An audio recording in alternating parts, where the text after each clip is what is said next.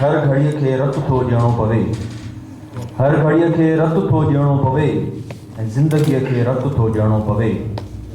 ईअं न ईंदो दर्द जे चहिरे ते रंग, कंहिं ख़ुशीअ खे रत थो ॾियणो पवे ऐं ख़ाक जो पुतलो ख़ुदा जे रूबरू, ख़ाक जो पुतलो ख़ुदा जे रूबरू बंदगीअ खे रत थो ॾियणो पवे ऐं दुश्मनीअ जे सोच बदिलाइण जे लाइ, दुश्मनीअ जी सोच बदिलाइण जे लाइ दोस्तीअ खे रत थो ॾियणो पवे ऐं साहु लफ़्ज़नि में विझणु सोलो न, साहु लफ़्ज़नि में विझणु सोलो न, शाइरीअ खे रत थो ॾियणो पवे ऐं महक गुल में ईअं अचे मुमकिन न, महक गुल में ईअं अचे मुमकिन न, कंहिं कलीअ खे रत थो ॾियणो पवे।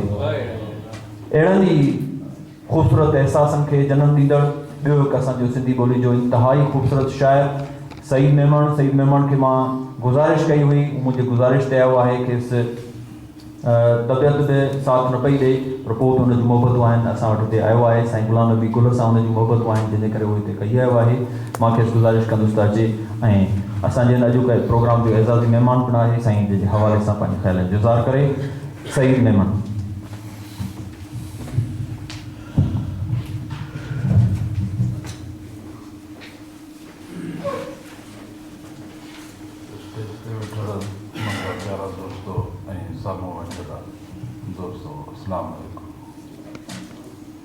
साईं गुलाम नबी गुल असांजो ॾाढो वेझो रहंदड़ दोस्त हुयो, हुन सां असांजो ॾाढियूं यादूं आहिनि। साईं गुलाम नबी गुल पुलिस हेडक्वार्टर में हेड मास्टर हूंदो हो। हुन मूंखे चयो, मां तॾहिं शाह महमूद स्कूल में पढ़ाईंदो हुउसि, मूंखे चयईं त तव्हां अचो बदिली करायो मुंहिंजे स्कूल में। 2 साल जेको आहे मां साईं वटि रहियुसि, पोइ वरी साईं रिटायर थी वियो जॾहिं, तॾहिं मां रेलवे कॉलोनी में हूंदो हुउसि टीचर, रेलवे कॉलोनी में काफ़ी टाइम रहियुसि। साईं रेलवे कॉलोनी में मुंहिंजे ईंदो हुयो। रेशम गली हिकिड़ो दोस्त हूंदो हुउसि, दीवान नालो त अलाए छा हुउसि, उन ॾे वेंदो हुओ। साईं घुमंदो घणो हो शहर में, होॾे वॉक कंदो हो, उन वटि वेही वरी मोटंदो हो त मुंहिंजे स्कूल में वटां ज़रूरु चकर लॻाईंदो हो।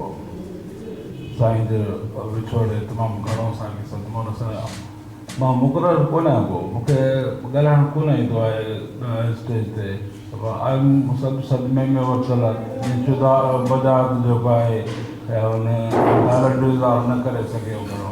मूं ॾिठो त स्टेज ते जॾहिं लथो त काफ़ी देरि हू रहंदो रहियो। त पंहिंजी बि कैफ़ियत अहिड़ी आहे, उहो असांजो तमामु वेझो दोस्त हुयो। मुख़्तियार जागीराणी, मां ऐं इहा तमामु घणो वेझो रहियासीं। असांजो तमामु बहितरीनु दोस्त हो। ख़बर पई हुनजे विछोड़े जी, कासिमा मैसेज कयो, मां वियुसि गटाड़, हुते ख़ालिद बि हुयो, रियाज़त बि हुयो, कासिम केयर हुयो ऐं आदिल अब्बासी हुयो। इहे दोस्त पहुता हुआ मूंखां अॻु में।